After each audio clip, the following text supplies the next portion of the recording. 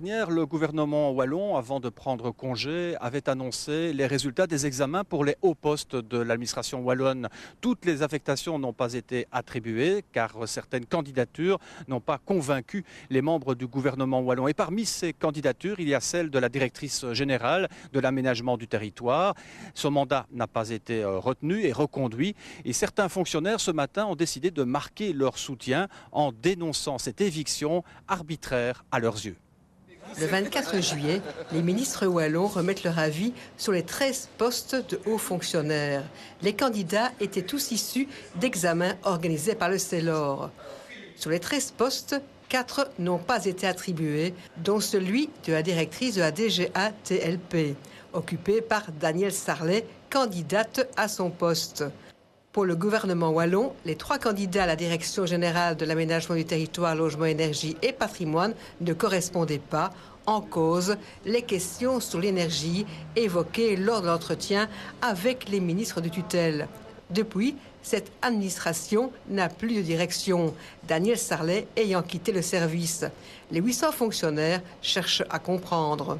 Eh bien, en fait, 3 personnes émanant toutes de notre administration avaient réussi les épreuves du CELOR pour la désignation comme directeur général, mandataire, et aucun des 3 n'a été retenu. Ce qui provoque évidemment de l'inquiétude dans le personnel qui se retrouve à la veille d'une grande réforme de l'administration sans directeur général désigné. De l'inquiétude, un peu de tristesse aussi par rapport à Madame Sarlet qui était notre directrice générale depuis longtemps et dont je pense dont la plupart du personnel a apprécié la compétence et l'humanité. Mais c'est surtout l'absence de décision qui nous inquiète parce que nous sommes étonnés de voir que 3 personnes qui ont réussi les examens du CELOR, qui ont réussi non seulement pour cet emploi-ci mais pour d'autres, et donc des personnes dont on peut considérer que le CELOR a pensé qu'elles pouvaient être de bons managers, eh bien ces 3 personnes sont toutes les 3 finalement non désignées. Plusieurs fonctionnaires ont rencontré de représentants de la présidence wallonne.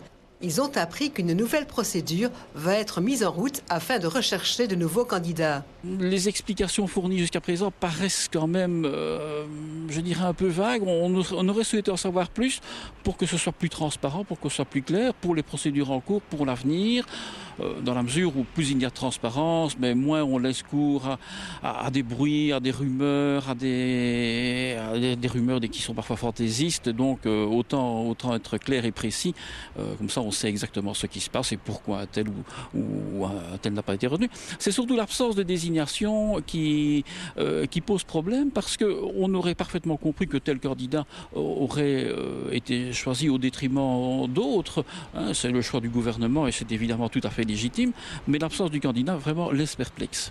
Les fonctionnaires ont décidé d'interpeller le gouvernement wallon avec une lettre ouverte dans laquelle ils demandent des explications sur ce qu'ils appellent une dérive et un règlement de compte.